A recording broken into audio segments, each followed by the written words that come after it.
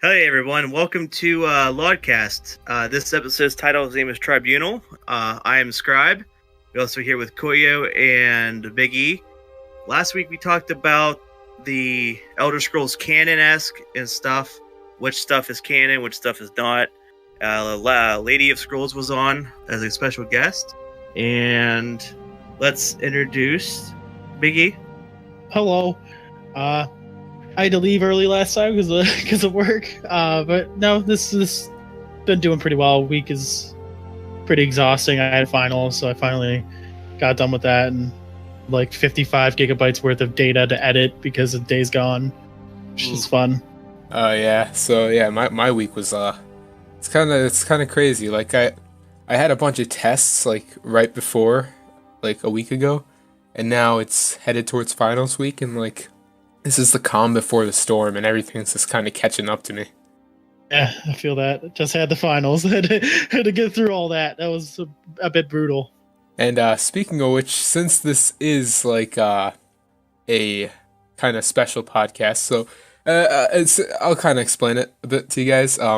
Seeing as we don't have the most amount of members today, I decided to preemptively name this episode Tribunal, since there's only 3 of us.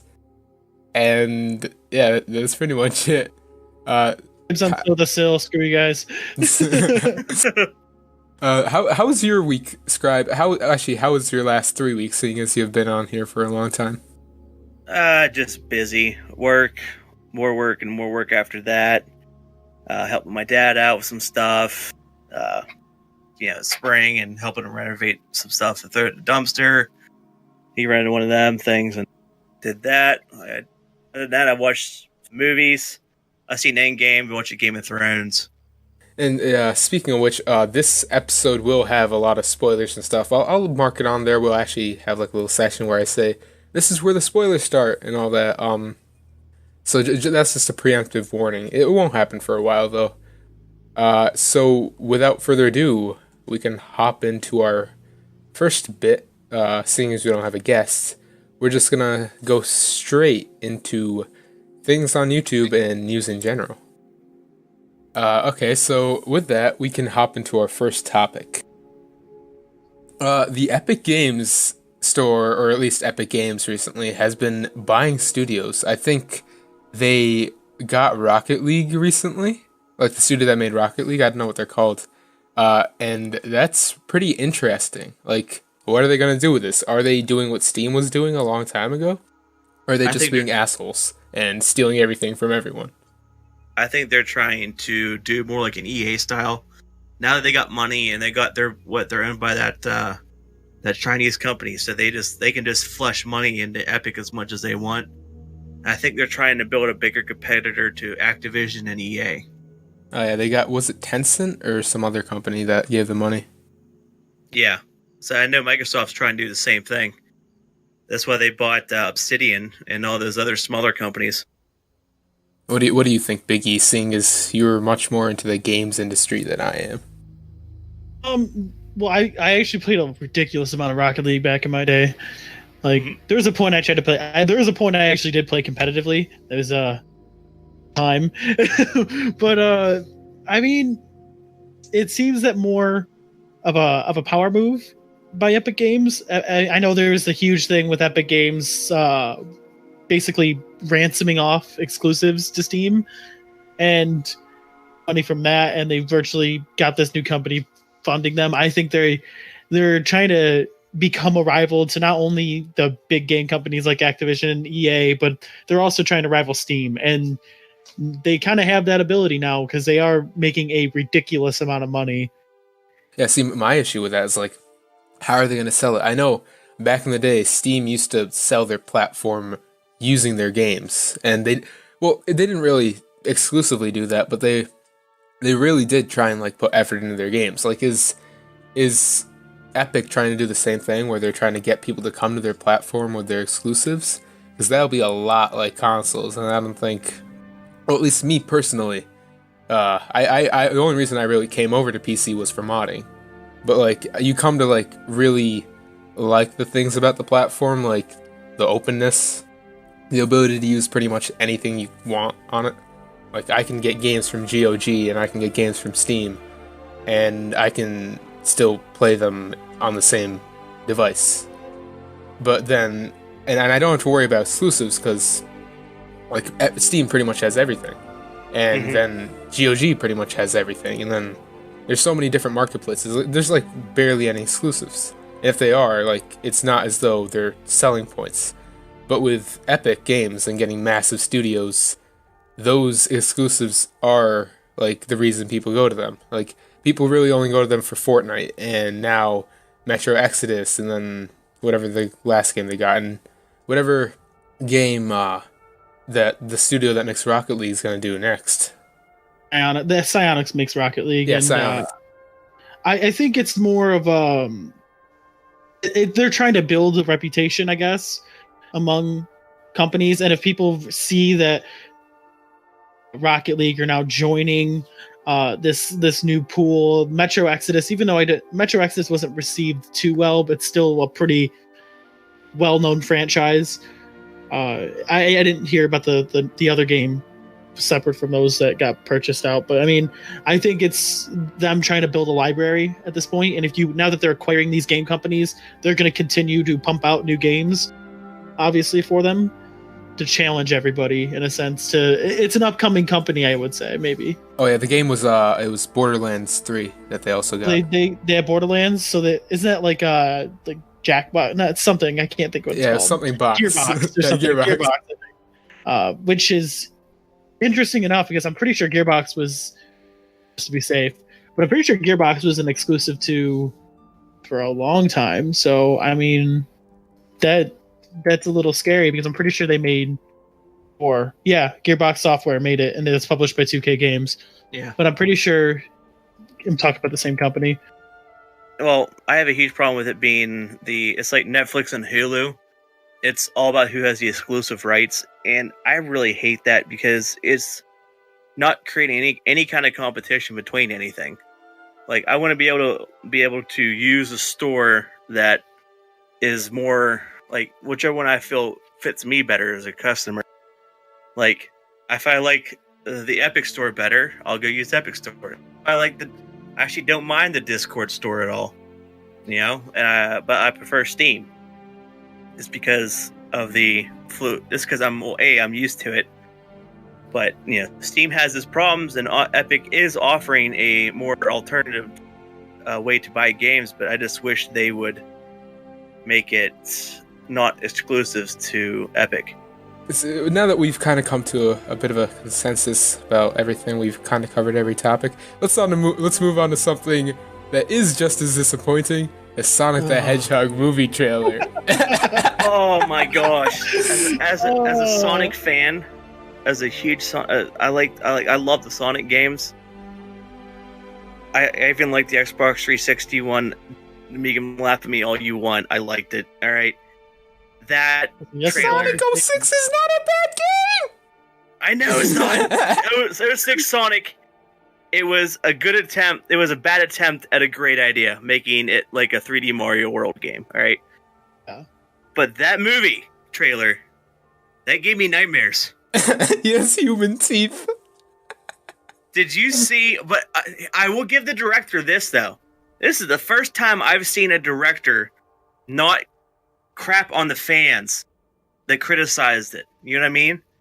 Did you see what the director said? He said he's like, okay, back to character redesign. I'm like, holy crap! Someone listened to the public. Well, from what it looks like, the special effects weren't even done in the first place. Because like Sonic looks better in some scenes than he does in others. Yeah. Did look a little funny, right? At some points, I was like, okay, I can see how this is gonna be like at least a funny movie. But there were a lot of issues I had with the character design. I was like, this is not. And then I saw on Twitter some dude just like went in Photoshop or whatever and started messing around, ends up creating what actually Sonic looks like. And I was like, how does he do this in his spare time while he's in college? And yet, people who are paid to design this character can't get that right. Come on. Well, I know the issue behind that is the green screen effect of they have to put a placeholder in there for Sonic sometimes for like objects being moved. And I think they were thinking, let it be easier for them and cheaper if they redesign Sonic around the bodysuit. You know what I mean? But it looks awful. It just looks awful. And I seen the picture that you're talking about, and that one looks by the way amazing. Like the actual like Sonic. Yeah, the guy like made it look a lot. Yeah, I've seen it like where he made it one eye. I mean, okay, it's kind of gross, but he made it one eye again, and it really did look a lot better. Oh yeah, like you don't. That's an iconic character. You don't want to mess with the character design too much because that's not how you get fans to come watch it. Yes, the movie looks mediocre as hell. But I will say though, Steve Carell as Dr. Eggman. You mean not Steve Carell, yeah. the other guy. Steve Carell. No. Jim Carrey. Jim Carrey. They both played the movies where they met with Morgan Freeman's God. But yeah, towards the end, that last little bit where he really does look like Eggman, I thought looked really good. Oh yeah, that design was on point, and they got a lot of Eggman's like tech and stuff from what little we could see in it. Looked pretty good, but like the U.S. military, come on, it would have been better if you guys would have went with a script where it takes place in the fictional Sonic universe rather than in our world. Mm-hmm. I mean, though it might be a callback to the. Have you guys ever seen the Sonic TV show? Yeah, it might be a callback to that, where like the military and stuff was after Sonic and all that. Yeah, video game movies are usually not very successful in general, so no, I don't know how this one will go in itself. The early Tomb Raider one was real good, but that's only because it had Angelina Jolie, and the sequel to that was awful. Is she naked in that movie too? That's where all the big bucks come from. Boobs, it'll sell. Reminds me of like the Witcher series that's being made, right? Yeah, and that little girl died. Died? What? Wait, yeah, what? the one that plays the little girl, she died. She just collapsed on set. Really? Yeah. Shit. Wait, what? The one everyone was making a stink about because they wanted a girl of color to play her. Siri. Everyone's the like, girl playing Siri. Yeah, they chose like a black. They chose a black girl for her. Yeah, she died on set. They didn't choose a black girl for it, but they chose a girl who really didn't fit, like, who looked like she was like the 10, description. And Siri is like supposed to be like a teenager, right, going into adulthood. It was like, it was really just why. And then the person who's playing like the main love interest to Geralt, who's Yennefer, right? Mm-hmm. She looks like she's like 12 too, which is really annoying. Polish people are already upset that they've been not a country for however long, and they finally get some Polish culture in TV, and you gotta. Yeah, no, The Witcher is like a national treasure to them. Yeah, and they're like, this is Poland. Finally, we get something Polish. We've been ridiculed across the Western world for however long, but we finally got something that everyone loves, and they go ahead and ruin. Oh, what was his name? The guy playing Geralt. I don't know. He played Superman. Henry Cavill. Yeah, Henry Cavill. Yeah. See, hey, what's his name? There's been like faux trailers and like fake stuff that people have made with he was the guy in one of those Kojima trailers. Forgot his name, but he played a character that looked a lot like Geralt, and like people were rooting for him to be Geralt for a long time, and he really does look better than Henry Cavill in the role. Oh, you're talking about God, he was in Doctor Strange. Yeah, he's in Big James Bond too. I wouldn't know. I'm not good with names of actors. I know who you're talking about though. He is. I'm pretty sure he's Scandinavian. Yeah. He has a Scandinavian accent too. I remember who you're talking about. I don't know his name, but I remember who you're talking about. Mads Mikkelsen. Yeah, he looked really good in that. I was like, damn, if they got him, I would be like sold on it. They're like, he's also a really good actor too. Mm-hmm. The thing is with Henry Cavill though, I am a little excited for because he's read the books, he's played the games, he is a huge fan of the series, so I'm not really worried about that. That definitely helps out with the choice. If the person acting is dedicated and a fan of what is being made, that really helps. Like the girl that plays Arya in Game of Thrones, she whenever she was 9, she actually read the books and read all the Arya chapters.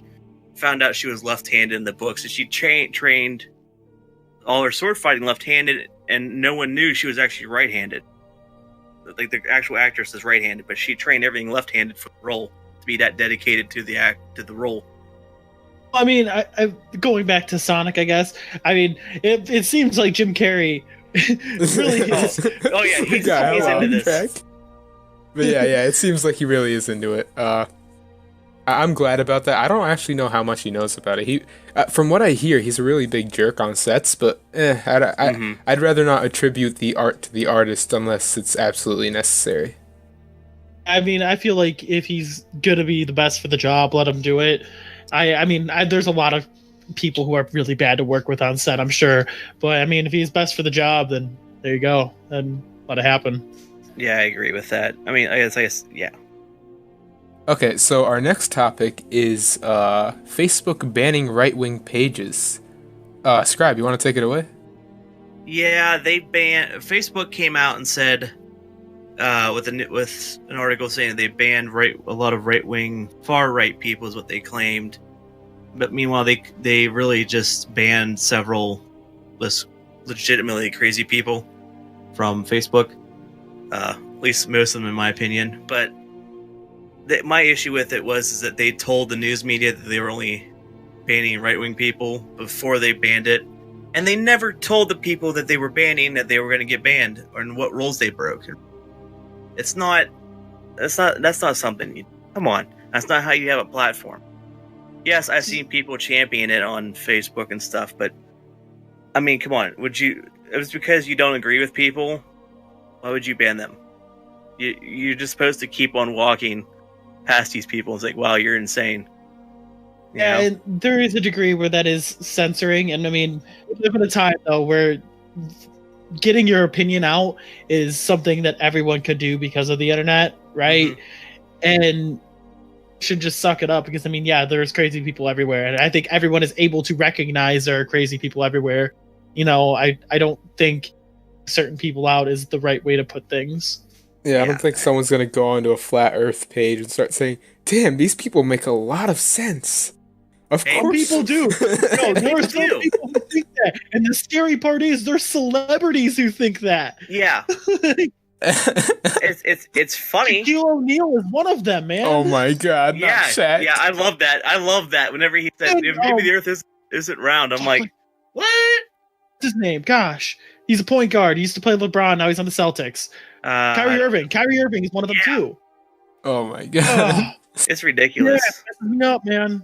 Yeah, see, on that though, remember that a while back when Alex Jones was like insta-banned from every single platform on the internet within within a span of like 5 hours or something?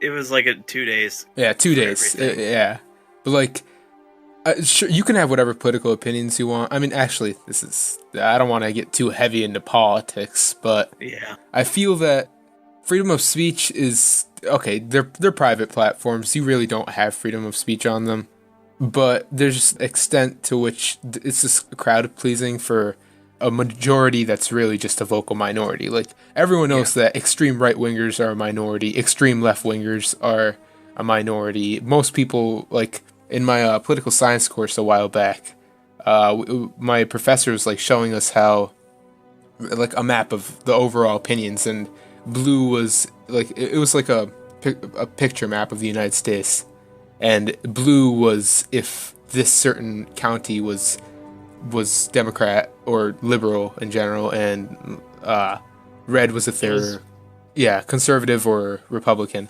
And like at initial glance everything was like red and blue, but then if shown by districts everything was purple. Mm-hmm. So like obviously most of our opinions lie towards the middle of being conservative, which is always what the United States has been about. Yeah. The way I like to see it and what I talk about is I'm very interested in politics in general is I feel there are, like you said, I completely agree with, there are minorities on each extreme side, right? But then the majority of people are quiet, right? And the quiet majority are the ones that determine who is going to be president, who is not going to be president or senator or whatever. So, I mean, it has to do, I think, with the amount of how loud some people are, and then the quiet majority is sitting there like, I can agree with that, or I can agree with this. That seems like a pretty solid idea. And they don't really voice their opinions as much, but the people who are loud are the people that get the most attention. So, well, like, did you guys see? What was that company that writes all these things that Facebook, Twitter, YouTube, and stuff that they use as a guidelines as who's who for like white nationalists and whatnot? I think it's called Media Matters. Like, they put out a list called like Ben Shapiro, a white nationalist, and he commented back to him saying like, I'm a Jew, not a white nationalist. And they just retweeted back at him, F you. That's all they said. I'm like, what? What? All he did was point out a mistake in what you did and what you're saying, and they get all defensive about it and mad, and their only reply is F off.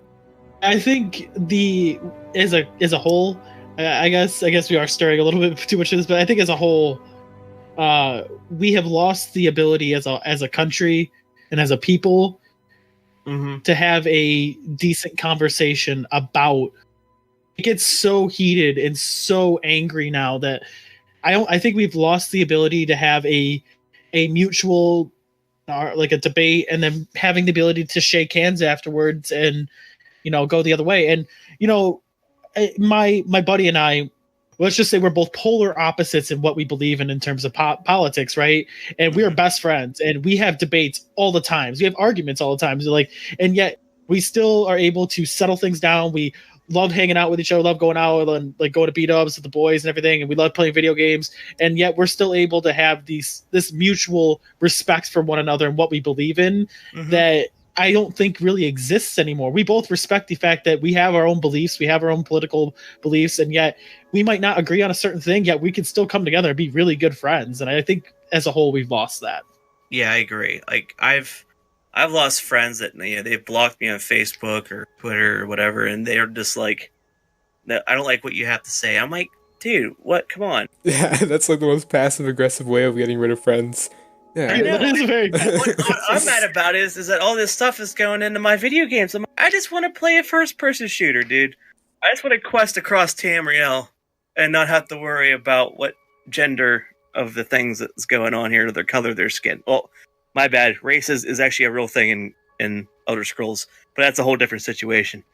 It's complicated, and I think a lot of people agree that people want their media, their entertainment to be free of the stresses of the real world, right? Yeah, but the real world, but the entertainment industry seems fit to make it so like, nah, we have to include these, or we're going to seem like we're not agreeing with this. And it's like, we're just trying to escape the world. We don't want to be involved with it. But then if they don't get involved with it, they also get criticized by people. It's just hard for them. Well, I said, like, my thing is, like, their argument is, well, that person's not represented in the game by the color of their skin. I'm like, if you're playing a video game and you're worried about the color of the skin of the person, you've got some bigger issues to work with. Because if that's what you're worried about, that's not what you should. If you have enough free time to worry about video games. Yeah, like, a game's fun. A game is fun. Like, yeah. Like, I didn't give two craps that Connor and Assassin's Creed 3 was a Native American. All I cared about, hey, he's an assassin. Let's go kill some people. Though it did make his backstory kind of cool.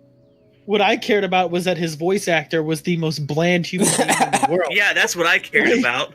That, and I was not able to kill enough redcoats, but, death to the queen. No joking, that's a joke. Take that out. But, real quick. King George was not a good king. Take that, English. But yeah, like I said, I don't care about any of that stuff. I don't care that my character in GTA 4 or GTA 5, that Franklin was black. I don't care. I don't care that the other guy was white. I don't give two craps. I just want to go around and blow stuff up.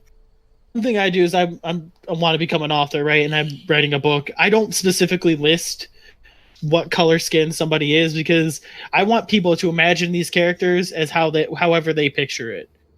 Like if you see a character as white, then they're white to you. If you see a character as black to you, then they're black to you. For me, I have my own characters how I see them, and that shouldn't on other people. See how characters however you want to see them. See, I think a good way that authors get around that is by like putting general descriptions like tall and dark. It doesn't necessarily have to mean tall and physically dark. It could mean anything.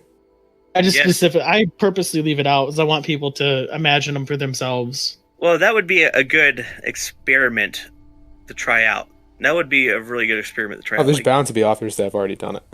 Oh, yeah. There are. And it's actually a pretty healthy way of showing kids, like for children's books and getting them used to reading, is to have these kids be able to picture characters on how they see them. And it's been very productive, at least, because my sister is a school teacher.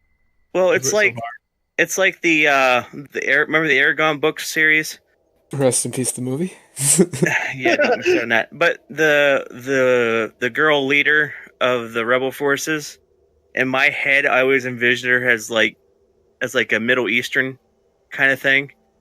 But that's not at all as how Christopher Poloni like described the character at all.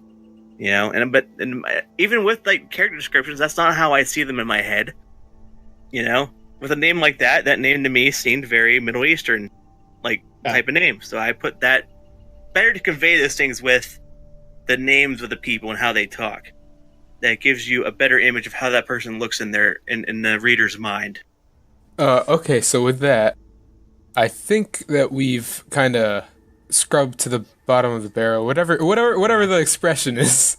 And now we can move on to what was originally the meat of the podcast. Not so much now, seeing as we want to keep this under 1 hour. And also a little bit of a note.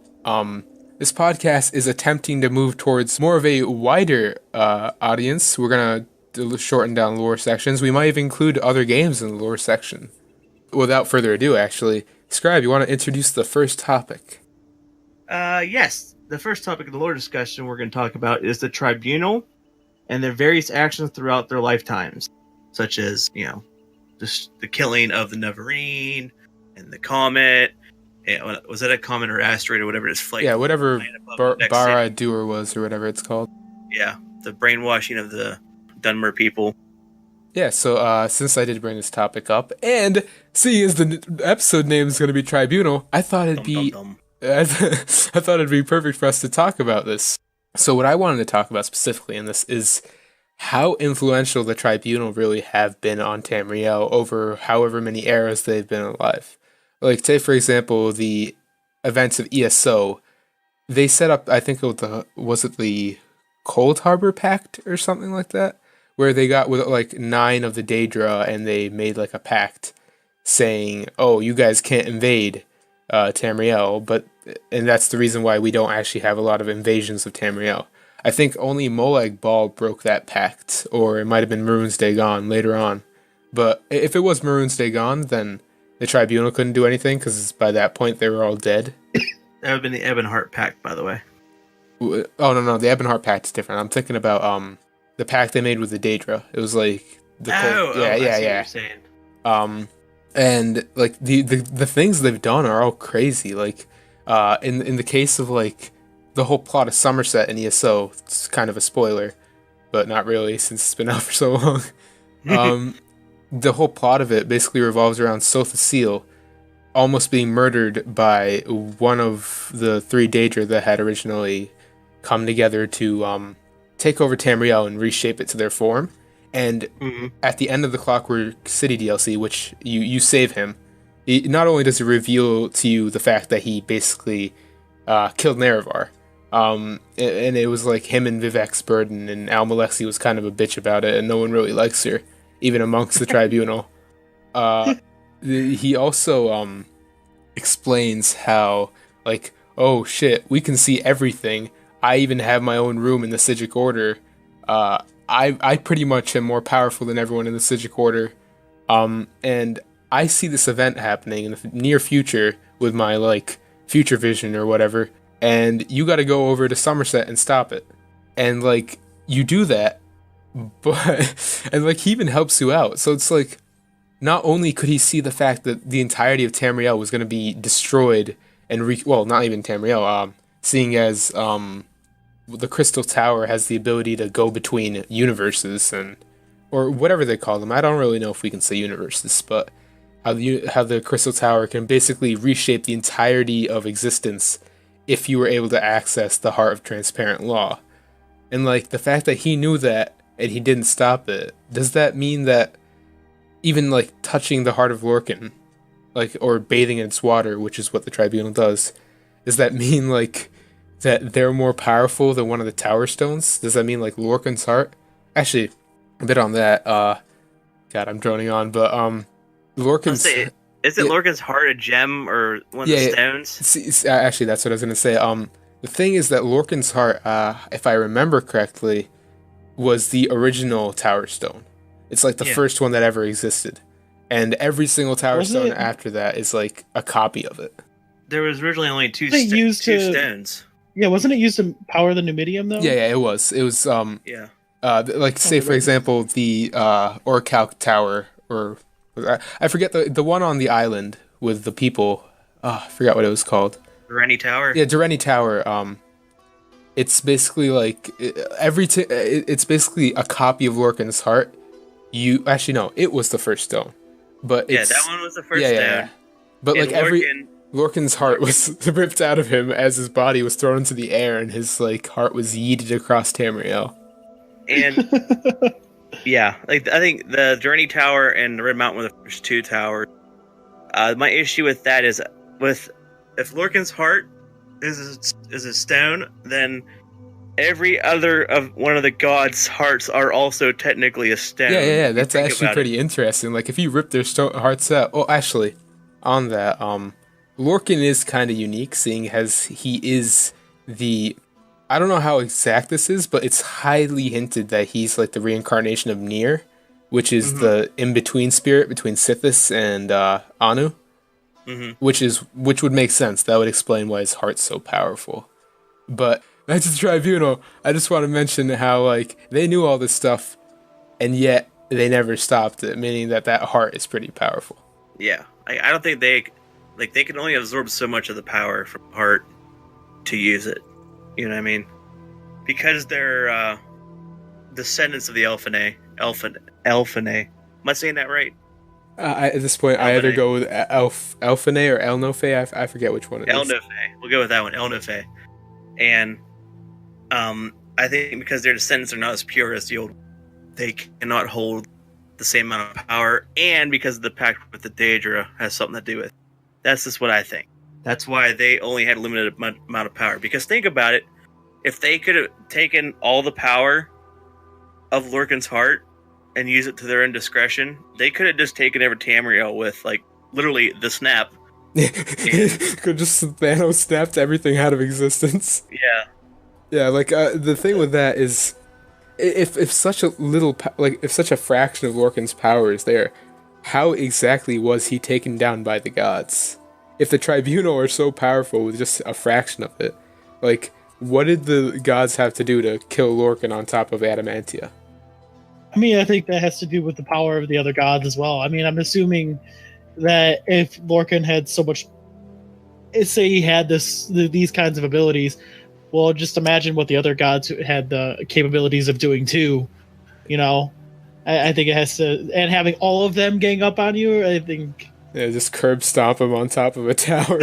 It's like, I always imagine like that scene from Rick and Morty where like they're like going after him, like work out for a solid few months and then beat him up and pull out his heart. Plot twist: all the gods are Infinity Stones. Yeah, okay. Stop spoiling shit. I'm kidding. I was actually on True STL earlier, and it was someone like asked a question like, "Hey, do you think that the Nerevarine could use Wraithguard to snap everyone out of existence?" And I like commented, "No, you need to have all the Tower Stones to do it." Yeah. I mean, that's the thing, that because there's more towers than there are stones, and from what we've seen, like every tower after they're used in a game is deactivated, and like there's massive theories going around with like what exactly is the stone in High Hrothgar. Well, not High Hrothgar. Throne of the World. Yeah. Like some people say it was Paarthurnax. Some people say, well, the book that talks about it. It's a notch axe. Yeah, it's the notch axe on the top. But like The actual book that tells us about all the stones says it's a cave deep within the mountain, but that's hella like Bethesda, where vague. that cave be at, bro? Yeah, we didn't see it at all. Cave. Watch it be like one of those, like the bear cave at the bottom near Iverstead, and like you kill the bear and you deactivated the tower. Rip. Yeah. So did anyone else have anything to say about that, or? Mainly like, okay, so Oh, no. their reasoning for killing the Neverine, in my opinion, was a load of crap. That made no sense to me. Oh yeah, definitely. They were like, "Hey guys, you guys want to become really powerful?" Actually, before I make the joke, now that I think about it, everything was caused by Almalexia. Like Sothosil, before he was Sothosil, cheated. Well, he ended up cheating on his best friend. Like, well, he by like sleeping with his best friend's wife. He was like, "Damn, she hot dog. I'm gonna have to betray you for that." And like Almalexia like convinced him to betray him, and then obviously he was wounded after fighting Dagoth Ur, Red Mountain, and like Vivek was also probably because Almalexia's a fucking hoe. Let's be honest. She slept with Vivek Set, and then all while being married to the Neverine. Well, it's like their whole purpose of fighting Dagoth Ur was, we don't want anyone to use the heart. They kill them, and they're like, dude, let's use the heart. What? Everybody's like, what just happened here? And there's no evidence to show that they were at all thinking that to use the heart. Yeah, because later on, we find out, like in every other following thing, like even Vivek talks about it. In ESO, they say like, yeah, we're really regretful that we betrayed Nerevarm, and it's our greatest like fault. And I'm like, bruh, you're still using the heart. You go to the mountain every year to use the heart. You could just stop using it, or just like tell people the truth, give up your positions. I mean, Vivek's already achieved Chim at this point. Like, bruh, just you're good. You're already a god. You don't need to. Like, you've already made your gods that you were worshiping angry. You want to make them more angry if you continue doing it. I'm pretty sure Azora would have, stopped the curse quickly, because she's one of the more forgiving Daedra. Yeah, like if they repented, if you have been like, "Oops, my bad." Yeah, like instead of the fucking Neverine going around chopping off the gods' heads, if you guys had just said sorry in the first place. Yeah, the whole Elder Scrolls 3 could have been avoided. I'm glad it wasn't, though. That's still my favorite. Hey, one. let's say, why does this happen? Because plot. That's why. Yeah, pretty much. Plot night. And speaking of plot, now that we've kind of beaten this to a pulp, let's move on to Big E's topic. Big E, you want to go with it? Ooh. So, I've done a few videos on this now. Not on this, but that have covered somewhat of Ulfric Stormcloak and what's his true meaning behind wanting to become High King. Is it his actual belief that, that Skyrim can elect a new true High King that is free from the Empire and can go back to worshiping Telos in the old ways? Or is he doing this for power? Because there are a lot of... When I was doing a video on who should be the next High King, when I was analyzing each Jarl, if you look at the Stormcloak Jarls, a lot of them don't trust Ulfric. And a lot of them see him as a means to an end, but don't exactly see him as the one who should be on the throne. Well, from what I've read in game, it shows that Ulfric was just power mad for power, whatever the saying is, thirst for power. He had a thirst for power that just was so obvious to everyone that no one trusted him. But if that means if people followed him, if that meant they could rid themselves of the Thalmor and worship Talos again, then so be it. Let this man have power for a short amount of time. It's similar to the Germans with the Nazis. In my personal opinion, I thought was, this guy's a little bit crazy, but if that means we don't have to pay France, so be it. Well, that was... I just got out of a class and talked all about that. I did a paper on the collapse of the Weimar Republic. Mm-hmm. complicated. But essentially, like, I know, like, I think the only Jarls that really truly believe in Ulfric is the chick from Riften and Whiterun, right? Sonar Silverblood. The Silverblood family. Silverblood, yeah. I would say the Silverblood family is diehard supporters of Ulfric. Oh yeah, definitely. See, when I was making my, because I did an Elder Scrolls profile on Ulfric, I read a lot about how he was basically during the Great War, because he did lead a battalion, he was caught by Elenwen, and during his time being caught by her, besides him being the only person in his entire platoon that survived, basically she convinced him that the information he knew about the White Gold Tower and like the city itself, because during this time while he was caught like right before the war ended, like the final battle of it at the city, and like right after it ended, and apparently he was convinced by her that he was responsible for the city collapsing, because he ended up divulging information about it, but this was all after it already happened. And so what I theorized, at least, I didn't obviously in the profile, I only mentioned it as a theory, was that maybe the reason why he constantly wants to keep changing Skyrim and gaining powers, because he feels he's responsible for the fall of the Empire and the reason why this weak Empire exists now. I mean, that actually makes sense to me. I could see that. But Ulfric's actions in the game, to me at least, speak otherwise. Yeah, in the game he's a fucking asshole. You don't see any bit of that backstory in him at all. He's just like, well, that's my issue with the keep it simple stupid method that Bethesda used for that in Fallout. You're getting too simple. You know? Yeah, I definitely agree, because there are a degree of, like, there's just ways around everything, right? Mm-hmm. That don't make a lot of sense. Like when I did the video on, but basically, what if like Torrig didn't die, right? And like Torrig had had private feelings about sympathizing with Ulfric, and it would make a lot of sense. It'd make more sense for Ulfric to go to Torrig and be like, hey, believe about this, like I need to know, like man to man, what are your true feelings about this? Because just the assumption that Torrig just loves the Empire and then killing him like that, and look what it sparked. Like clearly Skyrim is very divided on it, and every holding we have sympathy from one side or the other, and every Stormcloak occupied area we have people who support the Empire and vice versa.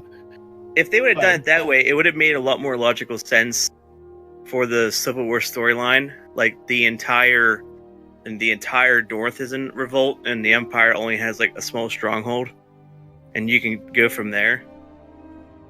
To me, it would have made more sense to me that if they would have ended the storyline for the Civil War with them still at Civil War, still at war, because that's a huge world lore changing thing, and then you leave it as a one way or another way at the end of the game. But you plan on making another one.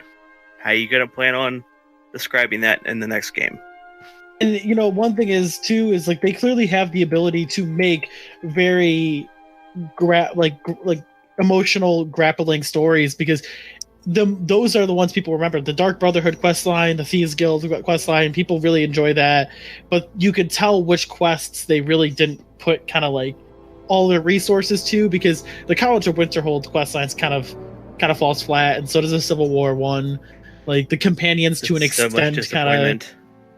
kind of collapses a little bit, and so it's like they have that capability. The Bard's College. College. Here's 2 missions. Have fun. Really, just one. Just grab the book, and then fill in the rest, and then have the party. All I wanted to do with the Bard's College was to get the ability to play the lute. That's all I would have been happy with if they would have just added that. Yeah, and so I feel like they have that capability, but they just they tried to rush it. Yeah, it was. Okay, so now that we've talked about all that, kind of exhausted our lore section, Big E, want to introduce the next part? Also, don't forget the spoiler warning. So for this part, we're going to be talking about really a couple topics that have been going on in pop culture, I think. and a little bit video games, movies, TV shows. So, spoiler warning here, we're going to be talking about the latest Game of Thrones episode, which I believe is episode 4? Episode 4? Episode 4 is coming out. 3? On Sunday. Yeah, it was episode 3. It was the Battle of Winterfell, which that's all you're going to get for that. And then we have another spoiler warning for Avengers Endgame as well. And you have been forewarned. If you stay here and you haven't seen him and you want to and you get spoiled, that is all on you. Don't comment getting all pissy. So essentially the first topic is going to be Game of Thrones. What do you guys think of the Battle of Winterfell? I don't watch the series. I'm not too caught up on it, so you guys can talk about this bit. All right, Scribe, let's go. All right, so with the lighting, I liked it because I read the books, and I'm a huge fan of the books. I liked how it was dark because that was a huge thing about the others or White Walkers, was that they only survive in darkness. And the battle, when I was watching the battle, I'm like, what are you doing with your formations? Like, why would your catapults be in the front? Your catapults are supposed to be in the back. Have you never played Civ? Come on. And they decided not to shoot the catapults off until the Dothraki were charging. Yeah. Let's send out our entire horde of superior fighters. Let's send them out first. That's a great idea. I thought it was an interesting touch because I think they did that just to show how grave the Dothraki, like how grave a situation they were in, because getting lit on fire and they charge in and then you're just seeing each little sword just fade away into the sun, into the darkness. And I think that shows for everybody who hasn't seen the dead, they see that and go, well shit, we're fucked. Like, I mean, from a cinematic point of view, that is a beautiful shot. But logically, you're like, what's going on here? Yeah, by far. But it's a TV show, so I'm not gonna give them too much crap for that. What's your opinion on on Arya? Okay, so it's cool that they did that. I was a little disappointed. I really, really wanted to see Jon Snow fight the Night King, and I think we all did. And I think that scene where he was going to fight him, and then the Night King just raised his arms and brought up the dead. I think everyone was like, all right, fuck you. Like, come on. I'm like, you've been carrying this sword around, this ice sword around. And the ice swords are supposed to be the only thing, lore-wise, to actually break a Valyrian steel blade. And they don't even use the sword. If I would have loved it if Jon would have pulled out I forget the name of his sword, would have pulled out his Valyrian steel sword and the claw on it, the claw, yeah, and it would have shattered because he's technically a Targaryen and that sword belongs to Mormont, and with the death of the Mormont family, it would have been a touching end of wiping them out. You know, it was, some people, I agree that the death was pretty solid. Jorah's death, honestly, but it was very unneeded. And the reason I say that is because, holy shit, you land your dragon, you killed all the dead in front of Jon Snow, take the fuck back off. What are you sitting on the ground still? Why are you still on the ground? Okay, the dead are climbing your dragon. Why are you still on the ground? Yes. Why didn't we take off? And she didn't do that. And Jorah came in and saved the day, which is, obviously pretty cool, but it was touching for how to end this story. I didn't like. They could have done a little bit better job, but yeah, like I said, I'm not gonna give them too much crap for that. It's television. I guess for the sake of time, we can kind of move on because I could go on for hours. I'll be real with you guys. I have no idea what you were talking about that entire time. That's the longest time I've seen Koya be quiet in a long time. Real. Well, All right. Lastly, we have Avengers. We can get Kuyo in here now. Okay, Koyo, you first. Okay, so about Avengers Endgame. I'll start with my first issue with it. It was the beginning. Like, I felt that it was really badly paced. Like, I know that they had to wrap up a bunch of threads and, like, how people got over the entirety of half the population disappearing. But, like, there's the bit with the quantum realm and like, how they travel back in time through that. It was hard to believe. Like, okay. I'll throw in a bit of actual theoretical physics and explain that, they didn't actually time travel.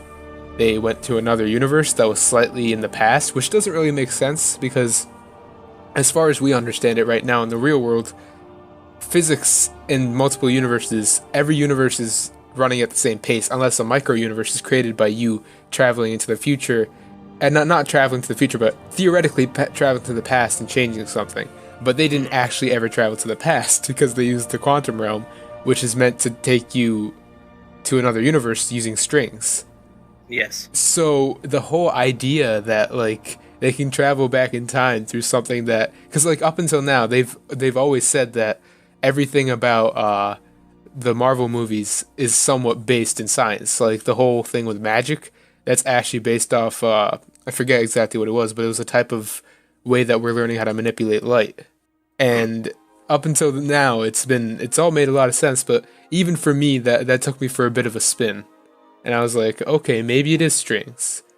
And then from that, when they get back in time, there's a bunch of other plot holes with like how the movies play out. Like, how if you guys actually did go into the past, then how come your futures never changed?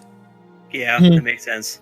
All I'm saying is, this opens up. I have not seen anyone else say this, but I didn't even think about it till I went to the comic book store, and the one guy up there told me this opens up a possibility for something that no one else has pointed out, and that is Kang the Conqueror.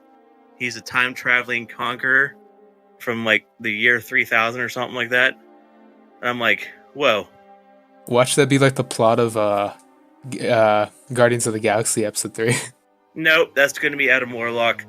Oh, is it? Are they doing? Adam Warlock's about the hatch from his cocoon, and in the comics of the Infinity Wars, he's the one that, Andromeda defeats Thanos in the comics in the original storyline, if I remember correctly.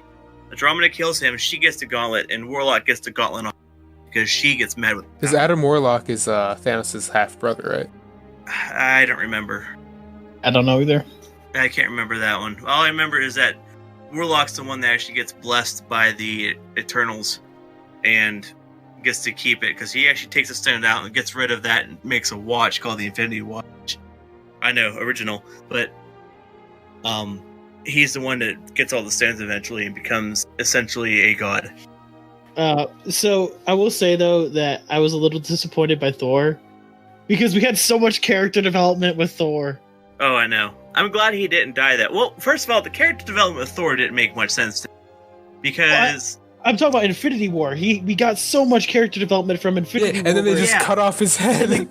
And then like he gets the axe and he's super strong now, and then he becomes a fat lazy drunk and gets his ass kicked. Okay, no, I thought that was good though. I thought that like that was character development for him. Like his arc is finally coming to an end.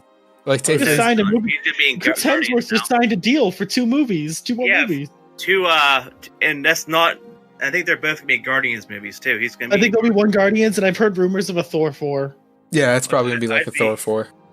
But my issue is with that didn't make sense to his character to do that. I mean, understand that the depression element of that was excellent, I thought, but I had an issue with it being Thor leading Asgard. The way I see it is that he finally thought he was ready to be the king, and then in his mind, like, he didn't want Thanos to die instantly. He wanted to make Thanos suffer, which is why he didn't aim for the head. Mm-hmm. And so by doing that, he realized, hey, maybe I'm not really meant to be king. Maybe I'm just meant to be a guy who travels around helping people. And I thought that was a good way to end his character, his entire character arc. Yeah, that makes a little bit also of the sense. fact that he dual wielded Mjolnir and what's the other one? The other one. Yeah, that was really cool. Yeah. And then Captain picked it up. I'm like, oh, look at that. I love that part. Okay, so now we move on to the lightning round, the round that everyone loves and that everyone definitely listens to in this point of the podcast, and no one actually leaves at around the 20-minute mark. Everyone's toned out at this point. Everyone's toned out. But we're going to do it anyways. Okay, question number 1. Which of the test characters has the best backstory? Ooh, that's a good one. I liked, like all my answers, I'm going to say Nerevar. And that's because it's like, in my opinion, the best written story because not only do you have like a previous life which was filled with like tons of tension and fights, and you were basically a living god amongst mortals, but even in the story of Morrowind, and Reverine is like becomes a god amongst mortals because you get Corpus and you can't really ever die. But honestly, I'm gonna go with an obvious one: Tiber Septim. Damn it, Dude. that's mine. And then next question, given to us by the Mr. Biggie 15: which dragon is the best in Tamriel? None of them. They're all dead. Odahviing, dude. I love Odahviing. I like Nafala Largus. You know who that is, right? Yeah, he's the dragon. He was the really stupid like dragon who had like the lowest IQ of all of them, and he's like, yeah, sure, I'll betray my entire kind. Gold. Yeah, I'll betray my entire kind for a few packs of gold. Sure, that's fine. I'll just like become a pet and be like an embarrassment to the rest of my kind. Okay, if anyone has anything else to say, we can move on to the last one. How many Argonians does it take to end slavery in Morrowind? Biggie.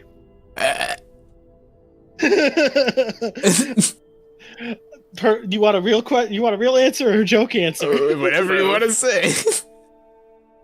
Joke answer, none. Obviously, real answer, well, I don't know. The Anzaleo, that's what it Quite takes. an army. So apparently, was it in the fourth era? They're enslaving the Dunmer. Yeah. The Anzaleo came back and whooped everyone's asses after drinking their goddamn mutation juice from the Hist. It's the weirdest way to sum it up. Rondo. Can you just imagine that though, as a Dunmer, right? You're living life large, right? You're enslaving everybody, and then out of nowhere, you're just getting enslaved by Argonians. Yeah, you get like this fucking hulking Argonian behemoth walking out from the woods, like picking you up and like stomping you to the ground. Karma's Okay, a bitch. bro, remember when you enslaved my people? So do I. Okay. With that, we can end the podcast. So thanks, guys, for coming to this very special, not very yet special episode of the Lodcast, also known as the Tribunal, since we only had 3 people. I was here. No, you weren't. But yeah, Down in the cheap seats. yeah, I'm gonna leave that part in there. With me meekly saying I was here. Yeah. Yeah, so we'll have links to in the description to everyone's channels. Mine doesn't And- exist yet. yeah, except for Scribe, it doesn't exist yet, but he's working on something. You'll see it eventually someday. Yeah, so with that, thanks for coming, and see you guys. Yeah. Yeah, Later. bye. Bye. Slen Tid Vor Folusai Dovakin Zuu Korav Nid Nol Dov Duhai. Try me, and you'll regret it. You do not even know our tongue, do you? Do you? Do you? I fought wars more ferocious than you.